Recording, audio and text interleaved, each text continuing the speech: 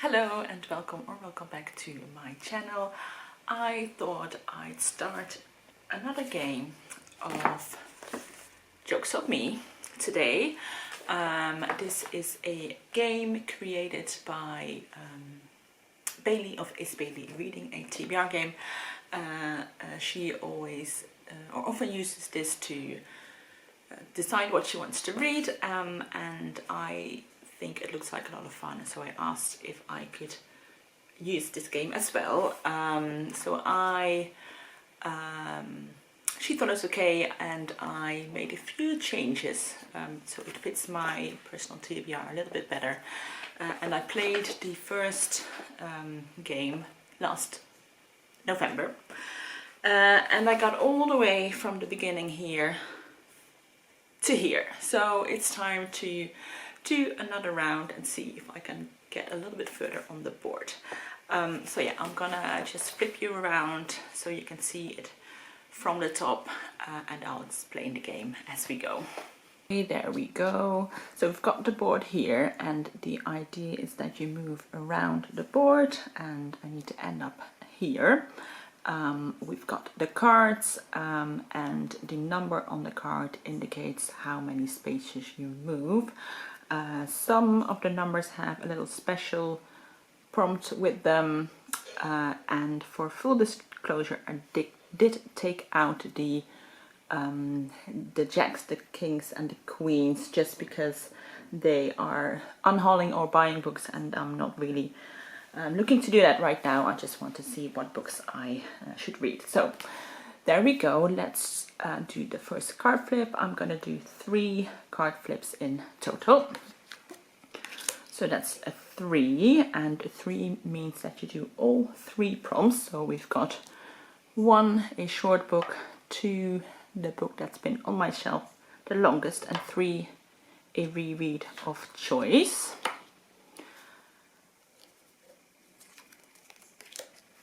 And another 3, so that's another 3 books. Let's see, that's a poll pick, owned for over a year, and the first book I see on YouTube. And then number 4, we're gonna move backwards again, so that's 1, 2, 3, 4, another book that's been on my shelf the longest. Okay. I haven't got time to pick out my books just now, so I'm gonna see what I'm gonna read and check back in with you later. Well, I don't know how I managed to get 7 books with only 3 card flips, and still only got from here to here on the board, but there we are. I picked the books I wanted to read, so let me show you. The first prompt was a short book, and I just got this book in the mail yesterday. It is Glas by Kyra. It's a little bit white. This is a book from the Republic of Consciousness Prize Book of the Month book club, and so every month I get sent a new book by them, and this is this month's book. It is a it's published by Les Fugitives, which is an indie press, obviously. And on the back it says, Ari, Eleni and Hesper meet one summer at Golden Apples Farm in rural California, where the charismatic Lee runs an alternative therapy program for young women suffering from eating disorders. A year later they reunite to testify at his trial, and this is apparently a Greek myth retelling of the myth of the Hesperides or Hesperides. I'm not sure how to say that. Yeah, very interested to read this one. Then the longest book on my shelf is easy. I always order my TBR in date I got them, so these are the books I had for the longest. So this is The Heads of the Colored People by Nafissa Thompson-Spires, which is a short story collection. Then I got a reread of choice. Is that right? Yeah, reread of choice. And I have been really in the mood to reread the Discworld series by Terry Pratchett for a little while now, but I've read a couple of the books from the Discworld series and I wanted to continue, but it's kind of hard to get the books in English, but my library does have the Dutch translation, so I'm going to see if I can get like the first book from the library. It's on hold at the moment, but should be coming in later this month.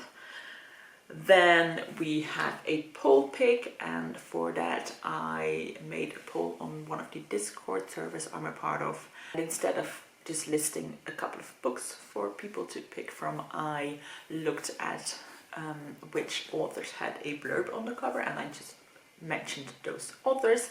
And the author that got the most votes was Jeff Vandermeer, and the book in question is I Contain Multitudes by Yong, so I have a non-fiction in the mix as well. And then the next one was a book that I owned for over a year, which is sort of from before here-ish, I don't keep track exactly. And one book that has been calling me is this Dutch book, which is one of those books that I'm not really sure what it's about, other than I know it's we get different perspectives from one family, and I know that it has been very popular with my Dutch bookish friends, so yeah, that's what I'll be reading as well. Then I had a prompt which was the first on YouTube, so I just clicked the I was just continued watching my watch later list on YouTube. I cheated on this a little bit because the first book I saw mentioned was actually Ulysses by James Joyce, and yeah, I'm definitely not going to be reading Ulysses. So yeah, sorry for cheating, but this is my own channel and I do what I want. And then the next video I clicked on was the channel, and they were readers, and they did a video on like a Litfic starter pack, some recommendations if you wanted to get started in literary fiction. And the first book they mentioned was Little Fires Everywhere by Celeste Ng. Her latest novel was one of my favorite novels of last year, but this is one I haven't read. And then lastly, I got back again to another longest on shelf prompt, and doing a slight cheat as well, because I'm not gonna pick this next book, but I have Alias Grace out from the library, so obviously it's not the longest on my shelf, but it has been on my want to read list for a while. This was one of the books that was also on my 40 before 40 list, which I did a video about last week, and I didn't get to this book last month, but I would still like to read it. Plus, it works for one of the prompts for TBR Trail, which was a mystery book by one of the authors on your favorite author list. So that's that one.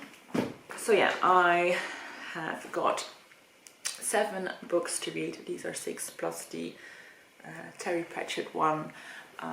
So yeah, this is going to be quite a long video, and I hope you'll stick around. Okay, so it's about time I did an update on what I've been reading, because I realized I haven't checked in with you guys yet. I have read 2 books and DNF'd 1 since we last spoke. So let's start with the book I didn't finish, which was The Heads of the Colored People by Nafissa Thompson-Spires.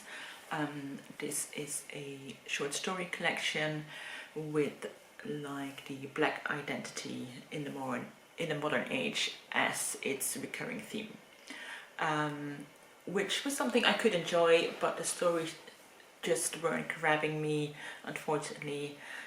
The first 2 stories were very sort of meh to me, like they weren't bad, just that I didn't really care about them. And I was like, okay, I'll read one more story to see whether I wanted to continue. And then the 3rd story I actually really liked. It was about these 2 mums writing passive-aggressive emails to each other about their daughters who were in the same class. And that one was actually really good. I thought it was really funny. But then the next story again was very underwhelming. It didn't interest me, and I think with short stories you have to be invested from the first few pages, because otherwise what's the point? So yeah, I DNF'd this one, but I will say that if anyone has read this book and can tell me a particular story in the book that they liked, I might go back and read that one, because I can imagine there will be other good stories in this. I just felt discouraged to continue to read for now, having only liked one of the 4 stories I read. So yeah, that was that one. Then the first book I finished was Alias Grace by Margaret Atwood, which also worked for one of the TBR Chill prompts this month, which was a mystery book by an author of your favorite authors list. And it was also on my 40 before 40 list, so I'm checking off a lot of challenges with this book. This is an historical fiction book, and it's a fictionalized account of a double murder that took place in 1843.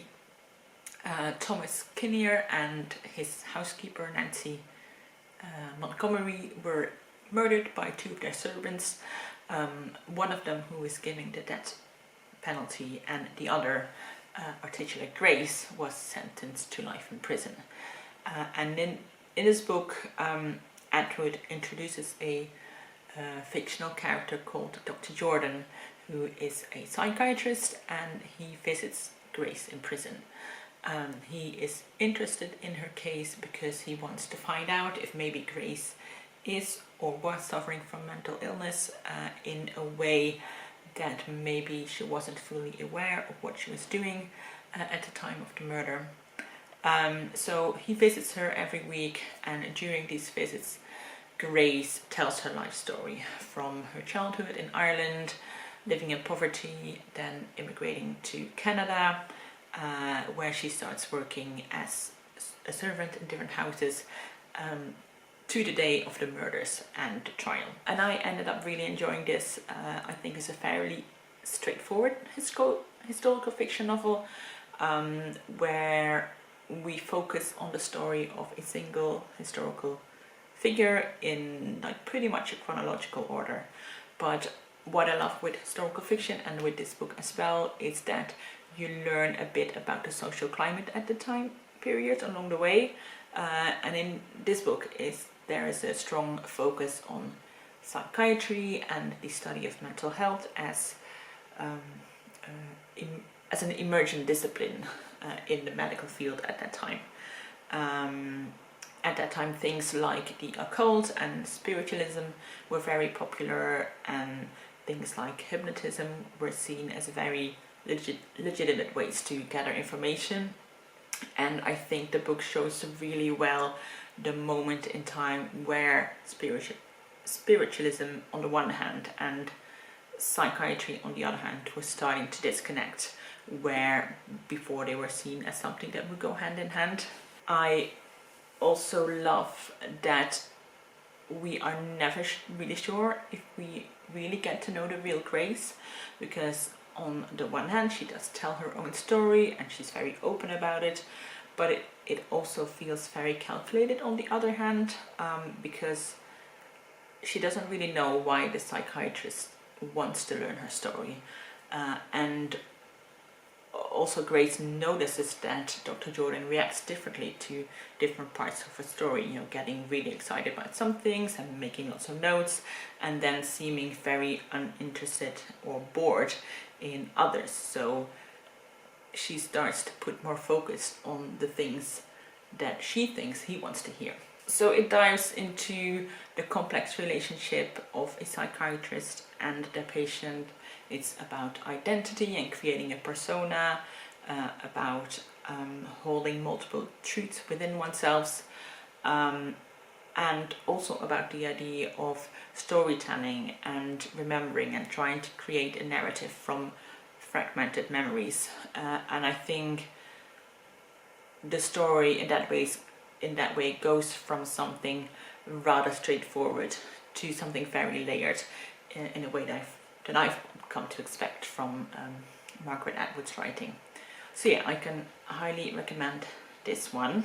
The last book I want to talk about today is Glas by Kyra. Let me show you the cover a bit more clearly because it doesn't pick up very well on camera. And can I just say that this is such a prime example of why I love small indie publishers. This is published by Les Fugitives. They are a press who started with only publishing books translated from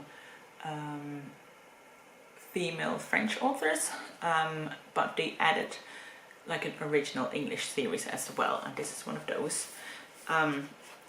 First of all, this book as an object is such a joy. The design is very simple, which makes it striking in a way, and the paper they use in this is just so soft. I really love it when a book is nice to touch and nice to hold.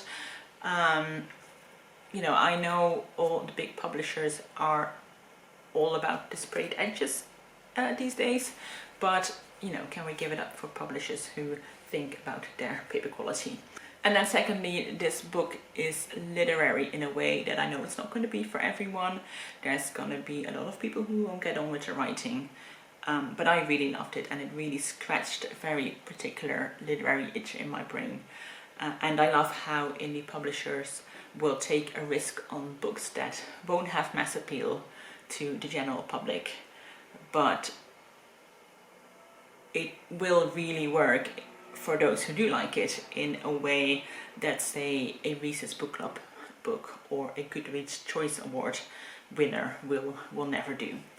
So yeah, obviously I really enjoyed this, but let me tell you what it's about. It's a book about 3 teenage girls who all suffer from an eating disorder, and they all went to this treatment facility called Golden Apple Farm.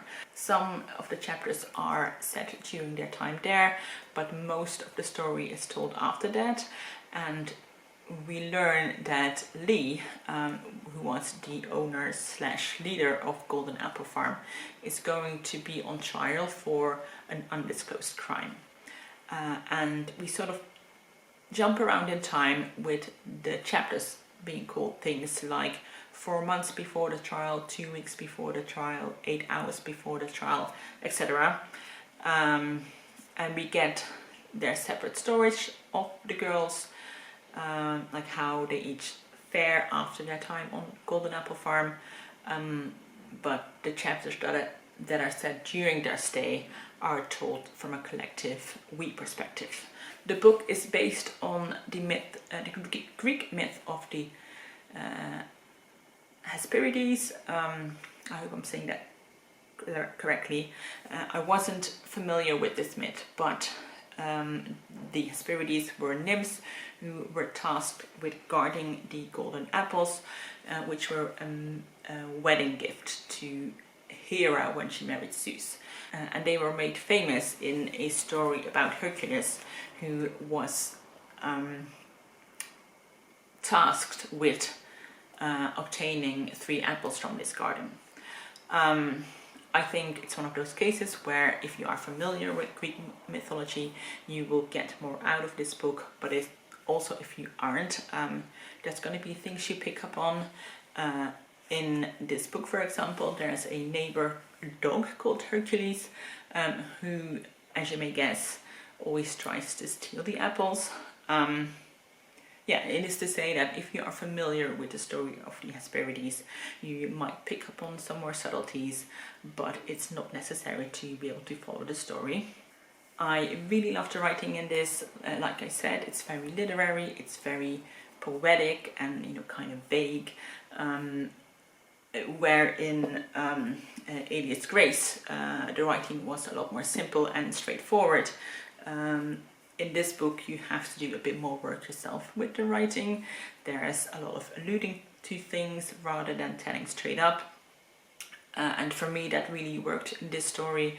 I think the fragmented kind of kaleidoscopic way of telling the story fits with the idea of a Greek myth, where there's always a story within a story and an underlying message that you need to find out as a reader. It's a story about the complexities of girlhood, about desire and wanting forbidden things. It's about manipulation and control. And yeah, I can't really eloquently explain why, but this book really worked for me. So yeah, that's the last book I want to talk to you for now, and I will catch up when I've read some more. So I have finished another book. I read Little Fires Everywhere by Celeste Ng, which was my book for first on YouTube. So you go to YouTube and read the first book you see mentioned. And this was fine. I didn't love it, I didn't hate it.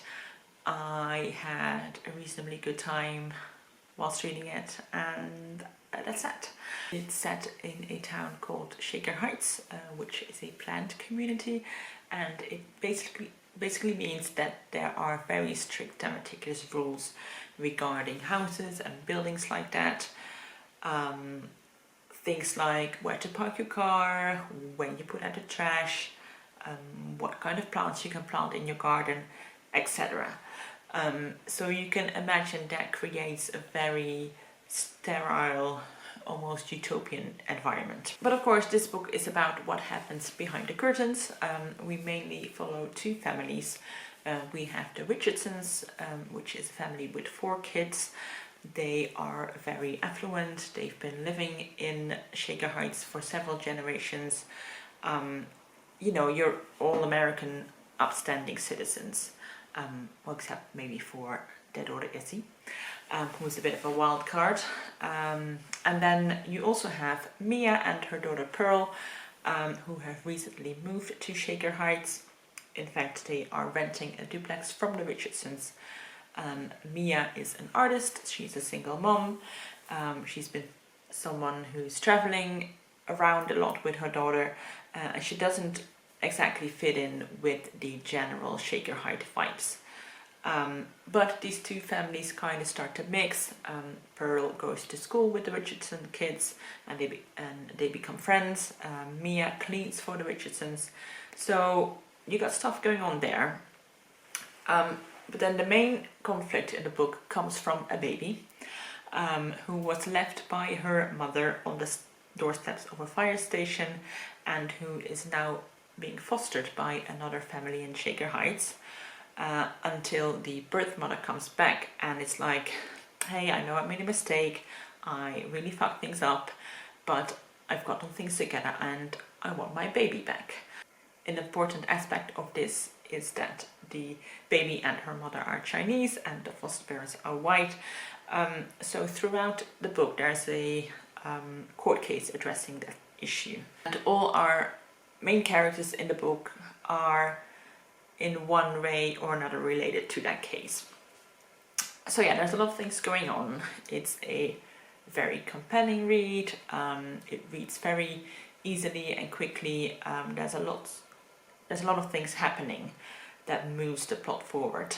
I'd also say that this is a great book club read. There's a lot of ways you can approach this book and there's a lot of points for discussion. For example, what makes a good parent? How do the choices we make in the past influence us? What happens if we keep secrets and what happens if those secrets are revealed? This is definitely a book that gives more questions than answers. I also really liked that the characters were very morally grey. Basically all of the characters in this book reacted to their situations in ways that I could understand where they were coming from, but I wouldn't necessarily agree with. but also I wouldn't know how I would react in their situation. So that was interesting. But maybe that was sort of part of the problem as well. I couldn't really get myself to care about any of these characters, bar one maybe. I thought the internal conflict that they had was interesting, but I didn't feel emotionally attached to any of them, so I didn't really care about the outcome. Another thing that bothered me was that sometimes the plot seemed to be too convenient or happenstance. Like there would be a 1 in a million chance thing happening, which would then be the catalyst of the entire book. Like if the thing didn't happen, we wouldn't have a story, but the thing that happened wouldn't really be a thing that would happen. It's never addressed that it's kind of ridiculous, so we're just gonna go with it. Yeah, I realize I'm being kind of vague about it, but I don't want to get into too many spoilers. There is one thing, however, that I do want to discuss that gets into spoilers. So put a spoiler warning on if you haven't read the book. So here's a spoiler. In the court case regarding the baby, the custody of the baby gets rewarded to the foster parents in the end, who are allowed to adopt the baby. And the case very much surrounded the question who would be the best parent. The biological mother, who did the best she could in a difficult situation, and did what she did out of love for the child, and also who can provide a connection to their Chinese heritage, or the foster parents, who are able to give the child a very stable, loving home because of their social class. But all the time the question is between these two individual families, never about the community or the state. Never is the question, how can we as a society provide for the biological mother to make sure that she can provide a stable home for this baby? How can we as a community help her? It seemed to me that the mother was being punished for being poor, for not having the resources that this foster family had, and not being able to make a right decision because of that. I don't really get why that wasn't discussed in the book, because it would have fitted in with the rest of the themes of the book really well, and I don't get why it wasn't part of the equation. So yeah, I really feel like that was a missed opportunity in this book, and I'd love to know what you think if you've read the book. So yeah, that was Little Fires Everywhere. I think I get the hype, I'm just not with it. It wasn't really for me. Okay folks, I read 2 more books. First we've got I Contain Multitudes by Yong. This is a non-fiction book that was on my want to read list for a very long time, and maybe I was a little bit disappointed by this. I thought it was very well written and interesting, but maybe not entirely what I was expecting. The subtitle of this book is The Microbes Within Us and a Grander View of Life. And I think the book is very much about the first part of that sentence, so the microbes within us, all about the bacteria that live in our bodies, on our skin, in our guts, and all our nooks and crannies. How they work, how we cannot live without them, how we benefit from them. And the author gives a lot of different examples of discoveries that have been made regarding human microbes and what that means for us as humans. And yeah, I found it very interesting, but it was a little bit dry for my liking. I think also when this book was first published in 2016, maybe the topic would have been a little bit more shocking, or maybe not shocking, but at least new to more people. I think maybe back then the general public would have been more of the germs are bad persuasion, and that the idea of us needing bacteria was more of an upcoming thing back then. I feel like in 2025 we are more savvy about the topic in general. Although having said that, I do notice in my work there are so many people still keen to get antibiotics when they don't really need any, and to those I would present some parts of this book, just to show them what antibiotics do to one's body. Not like this antibiotics, because obviously they are one of the best inventions of human history, but you know, not everyone with strep throat needs antibiotics. If you are an otherwise healthy person, your body is usually quite capable of clearing that up yourself. But I also know that Dutch doctors are the most hesitant in regards to prescribing antibiotics, which you know, definitely can lead to discussions with patients from other countries where you can buy antibiotics over the counter. And yeah, this book definitely helped me in like fueling the case against antibiotics with scientific arguments. So yeah, it was interesting in that regard. And I think lastly, I was hoping for a bit more on the last part of the subtitle, so a grander view of life. I was hoping this book would maybe link the topic of microbes to like life in general or society.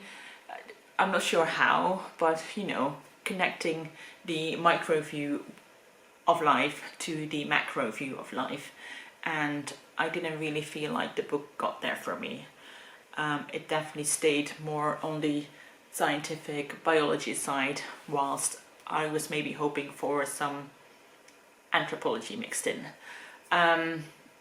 I don't know, maybe my expectations were just a little bit too high, and they were different to what it actually set out to do.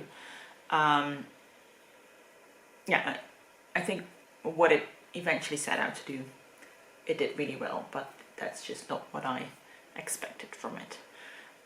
So yeah, that's this one. And then I also read Dagen van Glas by Eva Meijer, which translates as Days of Glass. I'm going to be short about this because it hasn't been translated to English, and also it's one of those literary novels that are kind of hard to capture.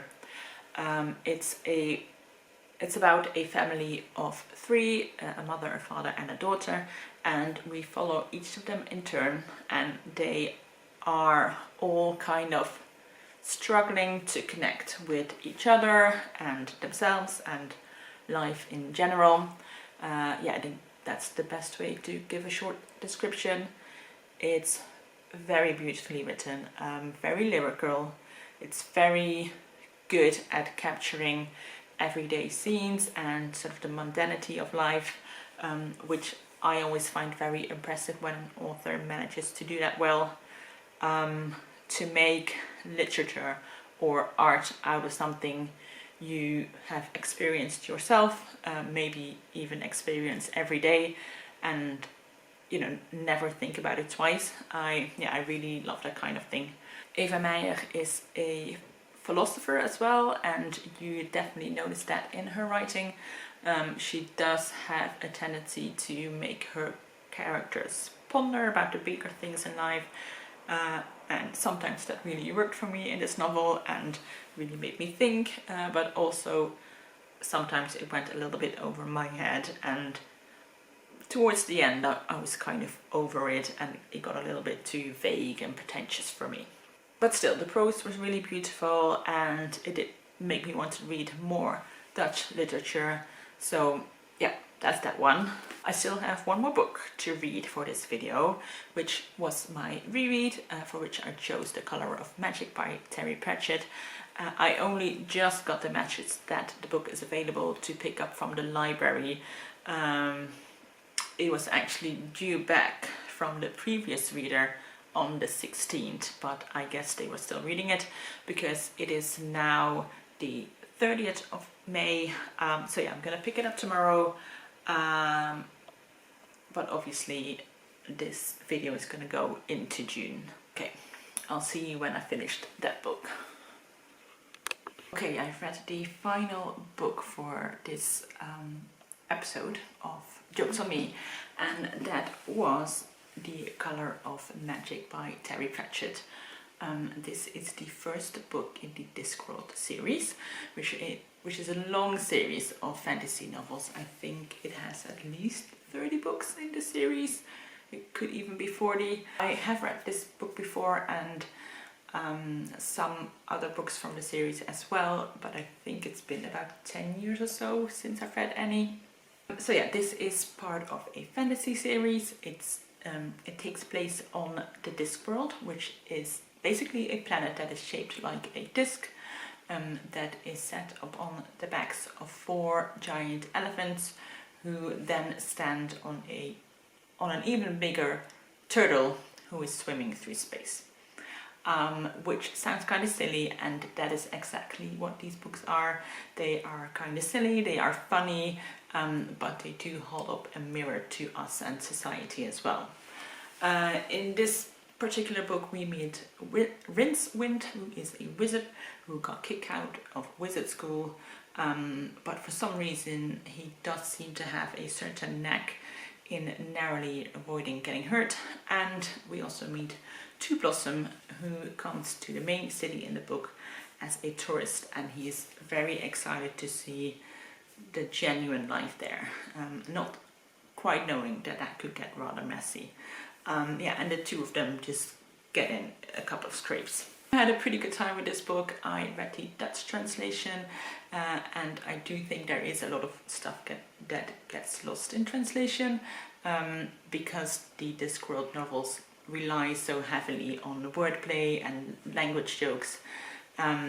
Now, I did read that the translator was in close contact with Terry Pratchett when working on the translation, and Pratchett did give his stamp of approval, but that same article also said that Pratchett was happy if even 20% of the jokes got through. So yeah, I think it's as good as it's going to get. But unfortunately the English versions are kind of hard to get a hold of here if you don't want to get new copies. And yeah, also I don't think the first book is the best in the series. I remember from reading some of them before that there are definitely some better ones later. But yeah, it was still fun. They're just funny adventure stories, a little silly, and I just enjoyed them for what they are. So yeah, that was the last book I wanted to talk about. I will probably do another round of this later this year, and if it keeps going at the same rate, this will take a couple of years, so stay tuned. And then also I wanted to show you what arrived in the mail today.